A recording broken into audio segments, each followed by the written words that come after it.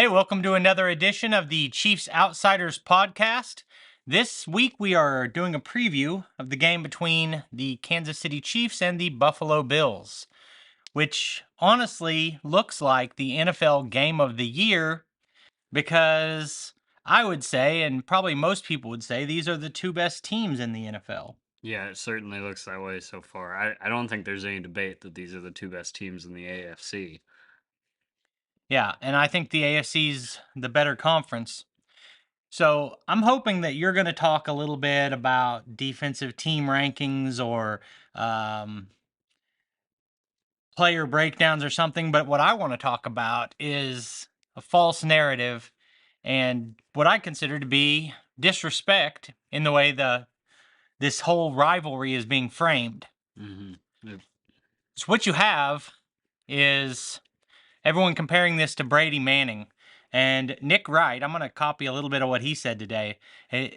He broke down why this is nothing like Brady Manning. Because in that rivalry, you had Peyton Manning, who to the eye test was the better quarterback, was statistically dominant, had won MVP awards. In every way you could measure it, he seemed like the better player. And Tom Brady won 3 Super Bowls at that point and And had very little statistic had accomplishments. had beaten the Colts every time in the playoffs up until, they were both well into their primes. Yeah. And what Nick Wright said is similar to the case I was planning to make about this is that basically Mahomes is both. He's been the better statistical quarterback, and he has dominated this matchup in the playoffs, and overall is 3-1 against Josh Allen, with the 2 games that mattered being playoff games that the Chiefs won. Yeah, and I was planning on bringing that up as well. And it really is, I think disrespectful is the only way to phrase it, because as much as we understand that the national media is always going to be looking to give someone else credit and to replace the guy, it's just like Mahomes has thrown for more yards and more touchdowns and fewer interceptions than every season that they've been in the league. There is no conversation to be had that Allen has outproduced him or had a better impact on their team success. So if you're going off the eye test, Josh Allen and Patrick Mahomes are still the 2 most impressive. They're impressive in different ways. And the size and the running ability, Josh Allen can get you really excited. And he probably still, at this point, has a better defense backing him up. But at some point, the 2 players, what they've accomplished to this point is not comparable. One has had more individual success, dramatically more team success. And Josh Allen looks like the next guy, but so does Josh Herbert and Joe Burrow to a slightly lesser extent. Right now, if you're looking at starts to a career, it's Mahomes by a mile, and then it's Burrow. Yeah. And then it's Ravens, Jackson. Lamar Jackson. hmm Those 3 guys would be the order of accomplishment. Josh Allen has not won an MVP. He hasn't been to a Super Bowl. So he's as impressive to me as he is to everyone else who ranks him number 1. But you don't become number 1 till you beat number 1 when it matters. And that's the thing. I really do fully understand.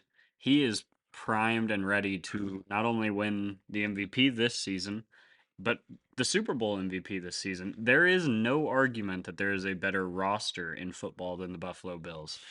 And to me, the conversation is the order that things happen. Because I would not be surprised if the Bills win 2 Super Bowls in the next 4 years.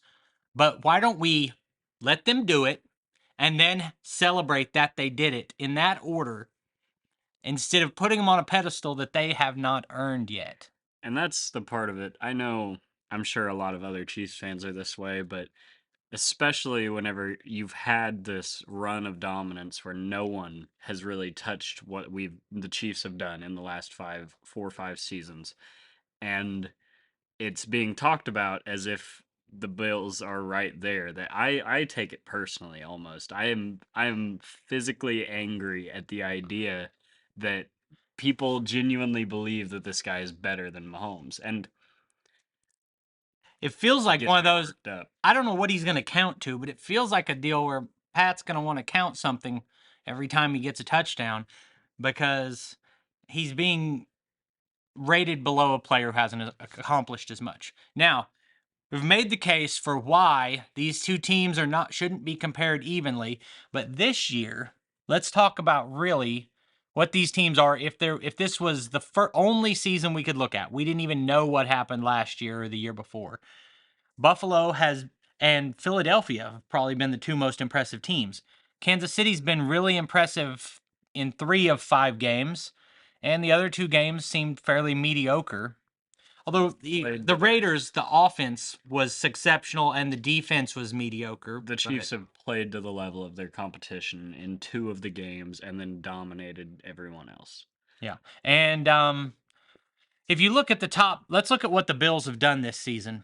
First, they destroyed one good team that we would expect to be good, your Super Bowl champion Rams. That have not been good to this point. They're dealing with a lot of injuries, but they have not been good so far. That is an impressive win for them, even though at this point the Rams seem like an average team. But that's an impressive win. But I don't know if it's really that much different than what Kansas City did in week 1.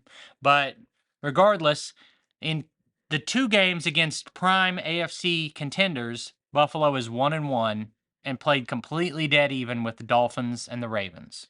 So as of right now, that's what they are. So, and the way that they handled the Steelers is great. It is what the betting market and the national media expected them to do. They were 14-point favorites in that game, which is a line you almost never see in the NFL. So the fact that they won by 35 is pretty cool, but no one is picking the Steelers to do much of anything this year. I mean, to me, even though they beat the Bengals, you take away that Bengals game, you make a pretty strong case that the Steelers are the worst team in the NFL. Right. They're in the middle of a quarterback change to a rookie that wasn't that highly rated, that we don't know much of anything about yet.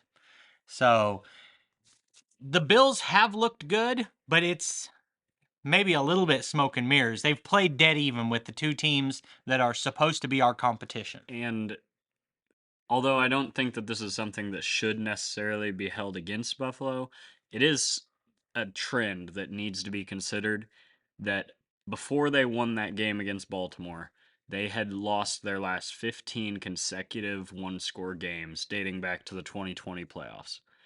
And that was a 17-point comeback win against a quality opponent. That's a good win, but it is the first time in a 3-year stretch of good football that they've proved they can win like that. And that's a valuable thing, especially whenever you're trying to go into the building of the team that has been dominating this conference for 4 years and the quarterback that has been dominating this league since he came into it and get a win. It's the similarities between these 2 teams are pretty remarkable, starting with the quarterbacks, but the biggest similarity I see is that when they're rolling, they look completely unbeatable. Kansas City looked unbeatable against Tampa Bay. Yeah. And Buffalo's the same way. But these 2 teams, if we go back to include last year, Buffalo, after beating Kansas City, they should have rolled right to the 1 seed with the roster they have, and they didn't because they choked away a bunch of easily winnable games, including a 9-6 loss to the Jaguars, who were not any good. And the defensive coordinator of the Jacksonville Jaguars last year was Joe Cullen, who is now the Chiefs' defensive line coach. So maybe he's got a few tips to give. Bring that whatever it was that 9-6'd the Bills last year, and let's do that again. But I mean, really, if you look back to that AFC divisional matchup, that is legitimately one of the greatest football games I think anyone has ever seen. It was over an hour of massively entertaining and competitive football. An almost perfect game played by both quarterbacks. And I think everybody would like to see that exact same thing play out again, where both teams show up and play well, and it comes down to the end, and it comes down to heroics by one of these 2 quarterbacks. I think that's the most likely scenario, but I also do think either team has the potential to win this by 2 scores. We saw Kansas City 2 years ago in the divisional round against a Buffalo team that was just as hot. People have short memories, but that Buffalo team 2 years ago was coming in hot and they got completely rolled. That was the title game 2 years ago. 38-9 in the AFC Championship game at one point before they came back and did some scoring. So we've seen a Mahomes team, and that team, it's easy to just say, oh, well, that was 2 years ago, but that was a good, hot team Yeah, in the conference definitely. championship. And the Bills, from like I was about to say, the Bills from last year's divisional game, although a lot of the bottom of their roster has reshuffled, some of their depth players, and then a few starters, and most notably Von Miller.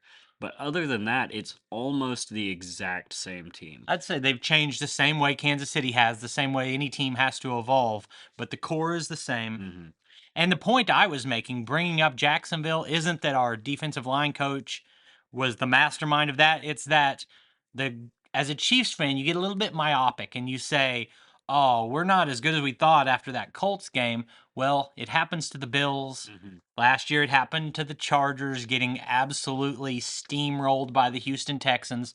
Any good team, the one in 14 Chiefs beat the Undefeated Packers. undefeated Packers like They, 10 years ago, but yeah, I was I gonna mean, say, it happens in the NFL. I remember that game, and the Packers very well could have had an undefeated season if that if that terrible Chiefs team didn't go in and get a win. But And we gave Romeo Crennel a head coaching job based on that one yes, game. But yes, they did.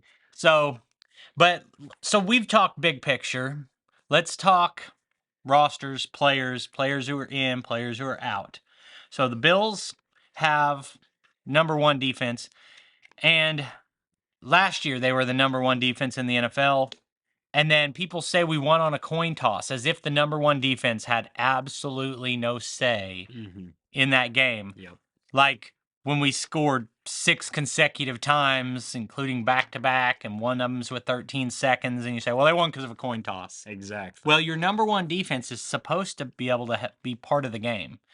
But right now, that number one defense is still, scoring wise, they're not giving up any points right now. Right. But they are without a couple of key secondary players that are going to affect it to some degree. Yeah, Tre'Davious White got his, similar to Trent McDuffie, his 21-day practice window activated this week.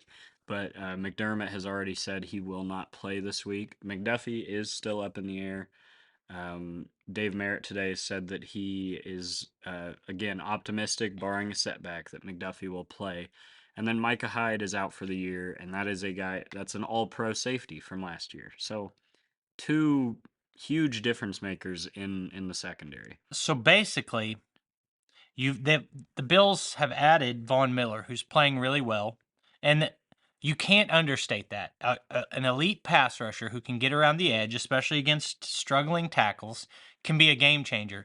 But outside of that, feels a lot like the same team as last year. They brought back Adrian Phillips, who is a very good pass rushing defensive tackle. I think he left Buffalo for like 2 years, and then they brought him back. And they've had some nice growth from Gregory Rousseau, who was a rookie last year. So their defensive line has improved, mainly Von Miller. But other than that, the team really is very, very similar. So then you look at Kansas City, and I would say that the Kansas City defense is definitively better than last year. They've been without some players on defense as well. We're getting, hopefully, number one cornerback. And you're still going to be without Willie Gay, but you're also getting back Dana. Hopefully, I would assume. I mean, he has missed the last 4 games. It seemed like there was another player. Butker, again, barring some kind of setback, it looks like he will be back this week, Yeah. which could be huge in a game that could come down to 1 point, 2 points, 3 points. Like, maybe we can stop missing 2 kicks in every game. Who knows? Yeah. So you're going to see, hopefully, a matchup of, in an ideal world, both teams are completely healthy, but that's never what we get. So Kansas City's without Willie Gay, and Buffalo is without two members of their secondary, but they've already been doing this without those guys. So you if you're giving an edge, you give the defensive edge to Buffalo. Yeah, definitely. I don't think it is a fluke. I think there's a good chance that they repeat as the number one scoring defense in football. And Andy Reid and Patrick Mahomes have a very good track record specifically against the number one scoring defense in football. I think Andy Reid is actually, if I could be wrong on this, but I believe he is 10-2 all time when facing the number one scoring defense. Yeah, and we just saw Kansas City go against the number one defense in Tampa Bay and just went through them like a knife through hot butter. So, but if we're comparing units, I'd say through hot butter. hot knife through butter. Yeah. Am I making up new sayings? Yeah, I guess so. Yeah. So we just saw Kansas City play a number one defense in Tampa that's really good and just moved the ball at will, scored 41 points in that game. Yep. Weren't bothered by that number one defense. They weren't bothered by the Bills' number one defense in the conference championship game. And honestly, if you're ranking units, I'd say the Bills' defense is a little bit better, but they might not be quite as dominant as that ranking makes them look. Then if you're looking at the offense, I think one of the underrated storylines here is that Kansas City has a better rushing attack. Buffalo doesn't run the ball at all. They have shown no ability to do that at a even effective level. So, and which again, that was mostly the case in the playoffs last year. They were not a team that was going to try to line up and run the ball downhill on you. Now, we've seen Kansas City do that at times. And if Trey Smith is back this week, that could be a deciding factor in the game. Looks like he will be back. Because if Kansas City can just line up and run the ball, then all of a sudden you're comparing two great quarterbacks, and one of them is trying to be a superhero on every play. It makes your job a lot easier if you can run the ball. So if Kansas City wins this game, I think the ability to run the ball could be definitely a large part of it. So Mahomes is 3-1 against Josh Allen in his career. The one loss was last year in the regular season, and that was a 38-20 loss. But in that game, Kansas City had a turnover on a kickoff play and 3 total turnovers in the first half, and one of those is just a tipped ball. Like, that's one of those games where if either team commits 3 first half turnovers, we probably know who's winning. Right. But I don't think it's a measuring stick for the matchup between these two teams at all. See, and I was at that Buffalo game last year at Arrowhead, and the two plays that stand out as the deciding factors in that game were there was a tipped pass interception by Gregory Rousseau on an RPO, which that was kind of just the way things were going at that time last year. The Chiefs just could not catch a break. It seemed like every ball that wound up getting batted up in the air wound up in the defense's hands. And then obviously everyone remembers it was kind of the last chance effort to, all right, let's go score, get back in this game. And then simple little crossing route, short, shallow route. Tyreek ball hits him right in the hands, and it winds up being a touchdown the other way. And then it was like, all right, let's just go home because this game's over. Yeah. So Patrick Mahomes has had basically one stretch in his career where he had a turnover problem, and it was that middle portion of last season where in a stretch of 4 or 5 games, he was a turnover problem. The only time in his career, like 3 or 4 of those turnovers hit Tyreek Hill's hands before they were intercepted. And we all love Tyreek. He was a great Chief. But during that stretch, he was a detriment. Yeah, and he still is a very good player. We all know that. But he definitely caused some problems for the Chiefs last year. So, barring turnovers or crazy things like that, feels to me like a dead even matchup. And everybody, I think, is rooting for a classic like we saw last time. Yeah, I don't think that everyone is rooting for that. I think everyone is rooting I don't know. Maybe it just feels this way because, like I said, I every single media piece I see, I take it personally about this matchup, and it feels to me like everyone that's saying anything is saying the Bills are going to run away with this game. Yeah, if you take 100 internet football experts and poll them, you'll get 97 people saying that the Bills are going to win this game. I just saw a roundtable video, four guys. I think it was ESPN, not Fox, and 4 for 4 said it was the Bills, and two of them said they didn't think it would be close. I don't know where we're getting this, but The that's where I get the disrespect because you have a team that's done it going against a team that's almost done it. And until you cross that line, it's like you look at the NBA and you had, Karl Malone and John Stockton may have been your cup of tea, but if they had won those two championships against the Bulls, it would be recorded differently. But until you do it, you're not that guy. Yep. The Houston Rockets were the best regular season team with James Harden, and they almost beat the Warriors. And You no have one cares. you have to do it. Yeah. They're barely that basketball team is barely a footnote in the history of that decade of basketball Mm-hmm. because they almost did it a bunch of times. Yep. So until the Bills do it, and even this week, it's a Again, regular season. Until you do it when it matters. the overall feeling, I'm sure, from both Chiefs and Bills fans is no matter what happens, if the Chiefs win this game, it's all right, we'll see you in January at Arrowhead. And if the Bills win this game, it's all right, we'll see you in January in Buffalo. Because it feels like this has to happen again. There's only a couple of other real contenders, but this is a very critical game from the standpoint of gaining home field advantage, which does matter. I do think either team can go on the road and win, but it adds that 3 points that Vegas gives it. Hmm. I think it does. And I want to make it very clear.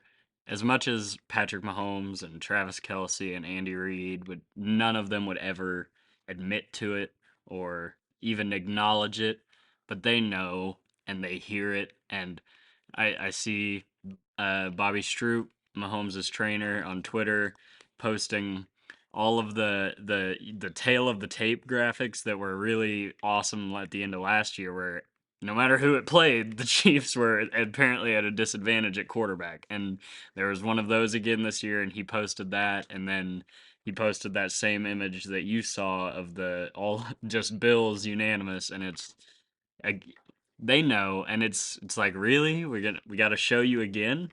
Yeah. All right, let's do it. But I'm just glad we get this awesome football game this week. So we appreciate you taking time to watch the video, and we'll see you on the next one. All right.